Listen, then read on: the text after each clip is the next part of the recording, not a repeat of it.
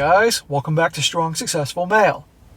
So for today, I'm going to go over a very interesting and disturbing article titled, Being with Other Men is an Act of Self-Care. The Brits who say affairs are saving their marriages. And guys, this article is coming from across the pond over in merry old England, and it's covering this gal that's reporting on this, is many couples over there now doing the open marriage thing, polyamory, or flat out cheating, and claiming that it's an act of self-care to justify their cheating. That the only way their marriage is going to work if they're out hooking up with other dudes and their husbands are completely oblivious. And this is also going to tap into also guys that do this to their wives as well. And I'll be going showing you guys once again how we're living in Sodom and Gomorrah 2.0, and also that why so many guys out there, more and more, and the numbers show it every day when these articles pop up, more and more guys not only are not interested in marriage, but also relationships altogether, because they see the mess that's out there. And they figure, why would I subject myself to that? Okay? There are other things in life that will come upon me that I have to deal with that are awful. Why would I voluntarily put myself in a situation where the odds are a lot of BS could come my way? No joke. And how just simply all the things I talk about, you're going to see right here. So I'm going to go in here. And again, I like doing articles every now and again that come from different parts of the world to show it isn't just here in the USA, the US of A that these things happen. It's also all over the damn place. So it starts off, it says here, a growing number of married Brits are using matchmaking services and apps to have affairs, with many crediting infidelity with keeping their marriages intact. Sarah Ingram meets those who've made secret rendezvous a way of life. These are all little stories here. The first one is about a gal named Missy. Missy is 41 years old, married, and regularly sleeps with men she met online. She says, me and my husband have never been sexually compatible. She says here, I've had a much higher sex drive than he does. After we got married, it really dwindled. Well, there's a stereotype, huh? Well, it takes two to tango and two not to tango. It says, Missy loves her husband. Really? But she can't remember which year they last had sex. They no longer kiss on the lips or tell each other goodnight. She says he refused to entertain the idea of an open marriage, but that she has no intention of leaving him either. In fact, she believes online dating has saved her marriage. She manages the guilt by compartmentalizing her affairs. Oh, so poor her. He doesn't want to do an open marriage. Now, what's not being said here is his side of the story. Is there a reason he's not interested in her? Is it she's lost her looks? Is she a big giant pain in the ass? There could be a whole laundry list of reasons here. Now, it is possible. There are guys that lose their sex drive, but usually the guys still want to hook up even after they have kids. Unless, of course, she let herself balloon up to look like fucking Babar the elephant. But I don't think that's the case. So I think there's more going on here than she's mentioning here. He's the villain here, of course, so she has to do the cheating. I've done this long enough, and you guys are aware of this, that you don't quite take it as face value what some of these gals say to justify the cheating, but this is what she's saying. She says here, my home is one thing, my work is another. She calls it work. And this is something else I have, because I'm not getting what I need from the marriage. She has secretly set up with around 13 men since she started looking for new sex partners online a decade ago, and abides by a series of strict rules. Oh, well, if she's sticking to strict rules, then she's handling this honorably then. I don't want men who want relationships. I wouldn't meet up with a stranger in the first year of their marriage, or who is engaged. To me, that's just not okay. And I won't see anyone who is younger than me. Oh, so she has a code. How nice of her. And by the way, she's hooking up with other married people, so she's effing up other marriages. As the saying goes, misery loves company. Society teaches us from an early age to seek love from just one person, to whom we must be physically devoted to until death do us part. But what it isn't always that simple as that. What if you're one of the increasing number of Brits using online dating sites for extramarital flings? According to a 2022 study carried out by Currys, 17% of married people have slept with someone they've met on sites such as Tinder or Plenty of Fish. According to a research this year from the broadband provider Zen Internet, 6% of married people regularly use dating apps and websites too. I'm sure the number is higher, sadly. She says, I tell my husband that I'm going into town to see friends and that I'm going to have dinner or go to a bar. Missy continues, I never do overnights. Men often spoil me. They want to take me away, but that's not what I'm looking for. I pay for myself and I make my own way there. Oh, well, she's a modern woman. I don't need a man to look after me. There's no way my marriage would have survived without this. If it wasn't for dating online, I would have been having affairs close. I would be having affairs closer to home. For a long time with my husband, I thought the problem was me. By now I have so many men getting in touch that makes me feel wanted. Why shouldn't I have something just for me? Being with other men is an act of self-care. What a selfish a-hole. Look at her ways to justify it. All these dudes chasing after her. So she obviously has to be good looking for her age if that many dudes are chasing after her. Unless, I don't know, British women are that not good looking. And let's be honest, I've been to England.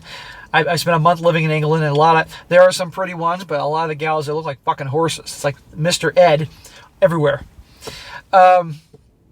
Again, the husband's the big bad guy. If you're that unhappy, divorce. But clearly, they want to stay in the marriage, have that house, have the family, the support, the finances, big one there, but go out and play. And I'd like to know what would happen if he was doing the same thing. How she'd react, because they often bring up the open marriages, you all heard this, and that with the idea knowing darn well that they got plenty of suitors waiting for them and not expecting the guy to have a whole lot of fun. And then when the guys actually find a gal, then all of a sudden they want to close the open marriage. So I'd like to know what would happen if he was seeing a chick on the side. Says here, or she continues, it can be a dangerous game, though. Missy, who works in local government, oh my God, she works in the fucking government, once inadvertently arranged a drink with a professional contact. They laughed it off, went their separate ways, and pretended it never happened. Another woman who'd been dating outside marriage was caught when she didn't realize that her Hinge membership was being charged to her husband's joint account. What an idiot. And Steve, 47, was once almost found out when his wife came to surprise him at his hotel when he was on a work trip. He'd been planning to meet with a woman he was sleeping with and rushed to the toilet to cancel the rendezvous by the phone. Steve says he's had 4 short-term flings with women he met online. It only allows them to contact him via his work phone or Kik, a mobile messaging app. He works in the financial sector and is away from home often, so it's easy for him to stay in hotels and hide his expenses. In the past, I would nip out for a walk or call a lover, but it isn't something I do every day, he says. I don't want to develop feelings for anyone, and this is how I control things. Then end the marriage, dipshit. Because you're not just cheating on her, you're cheating on the kids. And again, if she's an a-hole, I get you're unhappy, but still. Like Missy, Steve doesn't want to separate from his wife. Shocker. You all notice a pattern within these stories. These people are all extremely self-centered, narcissistic. And they use all these justifications, but at the end of the day, they're assholes. But he believes he got married too soon and missed out on dating. He also says he wouldn't dare discuss with his wife whether they could have an open marriage, claiming that his wife is very reserved and would frown upon anything different in a relationship. Well, who can blame her? Why would she want to give permission for him to go out and hook up with other women? And obviously doesn't care about her hooking up with other dudes. Now, I do agree with one thing he said there, how he said he obviously got married too soon, which a lot of people do. This is why you need to take your time before you say I do, if for those of you that even consider saying I do one day, to really get to know her, everything about her, family, everything, and to know if you are ready to get things out of your system if that's who you are. He says, I do feel guilty, he says. I still love my wife dearly. Yeah, we've heard that line before. But the physical side of our relationship ended after our last child was born. I feel that dating is better than breaking up my home life. This has given me the release I truly needed. The issues of keeping secrets is quite easy to manage now, and the lady I'm currently seeing knows the limitations. We only contact each other during work hours, and I can delete Kik from my phone whenever I need to. We never expect instant replies, and we plan meeting around my work diary. It makes me feel alive again. I'm happier, more confident, and bearable to live with. Oh, okay. There you go.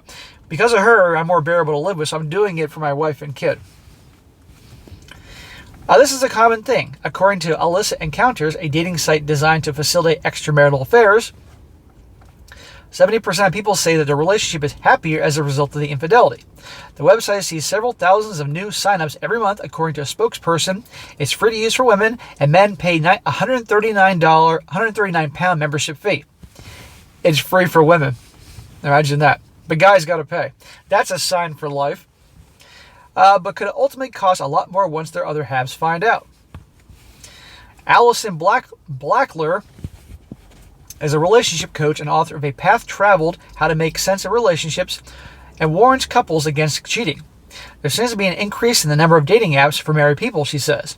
But infidelity is usually a sign that a relationship is not right. Yeah. In my experience, extramarital sex is not a good thing for a relationship. It is damaging and creates insecurities, anger, jealousy, and mistrust. Usually people seeking extramarital sex are looking for some sort of reassurance or validation, and this need is only fixed in the short term. Notice she said the word validation. What I tell you about attention and validation.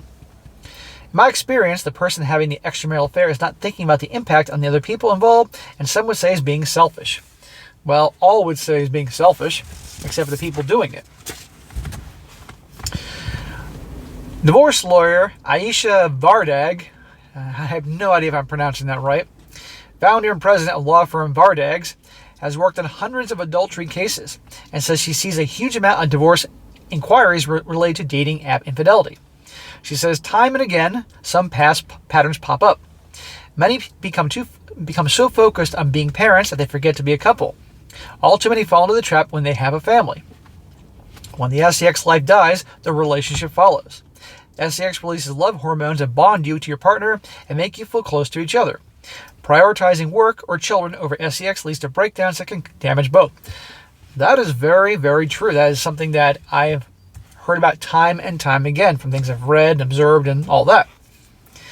Again, if she ain't hooking up with you, she's hooking up with somebody else. And if he isn't getting any, if he is a guy who's good looking and has good personality, he eventually will stray too.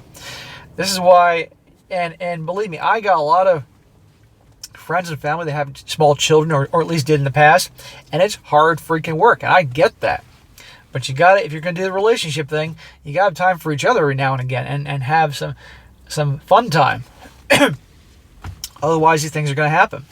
Here's another one. It says, Marie, a stay-at-home mum from Norwich, says that despite the threat of divorce lurking over affairs, she's found that married people seeking sex online is more common than she imagined.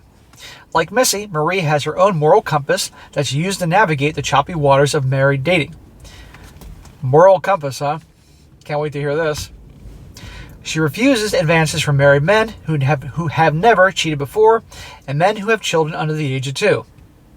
Oh, okay, but if the kids are 3 years old, then no problem. She'll be ready to spread them. She says, I'm extremely loyal and family-oriented, she explains. I've always been against cheating. My dad cheated on my mom 3 times. It destroyed me. It's just not my character. But you do it yourself. What's with this I'm an extremely moral person crap? But I do have a second life. When I told my best friend what I was doing, she cried. In my circle of friends, I'd be the last they would ever consider to choose the cheater. I'm going to read that again. She talks about, she says, I'm extremely loyal and family-oriented, she explains. I've always been against cheating. But my dad cheated my mom 3 times, and when I told my best friend what I do, blah, blah, blah. So one moment she's talking about her cheating, and the other moment she's talking about how against it she is, and she's a moral person. They're out of their fucking minds. She says, Marie has been married for 20 years and sought someone to fulfill her sexual appetite after her husband refused an open marriage. Again, one of these horrible husbands that, God forbid, refuses the open marriage. Or the guy earlier, God forbid, his wife refused the open marriage. The thing is, both those husbands and that wife, the second that he or those gals mention open marriage, goodbye, we're done. Because they got to know, okay, you're not going to do the open marriage, they're going to go find it someplace else. It is a permission to cheat. It's so unfortunate. In 1 week, she slept with 3 different men. I make it very clear, she says, I have no intention of leaving my husband and children, and I've got less intention of encouraging my lovers to leave theirs.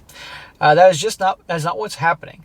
If my husband gave me what I needed, then no way would I dare do this. Oh, so it's his fault.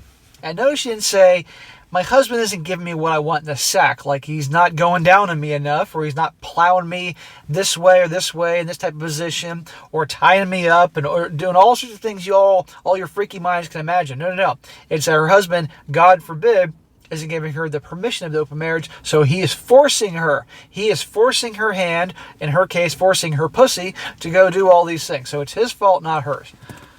The lack of accountability.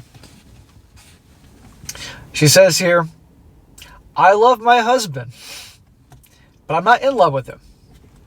You're just in love with yourself. He has no physical interest in me. Well, I can understand why. You probably can smell the sausage on you 100 miles away. Meeting people online has brought me real joy. I've had a fantastic life with my husband. We've traveled around the world, and he's enabled me not to work. Right there. He's enabled me not to work. So this is how you repay your husband, who you don't have to work and worry about money, and is taking you around the world. You're repaying him with wanting the open marriage. He doesn't give it to you? Okay, I'm going to go hook up with other dudes. But I love him. I really love him. Not in love with him, but I love him. I've got no regrets. In an ideal world, I wouldn't be doing this. But she says it's not an ideal world. What a jackass. So there you go, guys. That is what I was talking about. And this isn't just happening in the USA. This is happening everywhere. Now, of course, there's been extramarital affairs and cheating going on since the beginning. It's since there was marriage, of course. But the common theme is that you usually have one person that wants to be more conservative and the other person that's like what we have today, and they use these things to justify their actions. They just don't give a shit. They're selfish assholes. And I do really think that some things would be minimized if people took a longer time really getting to know the other person, didn't rush into marriages, had great communications about what they want, and kept things up in the bedroom. That's one of those common things that when the couple stops hooking up for whatever reason, and a lot of times it's not the guy who wants to stop hooking up, it's the gal, that's when things happen.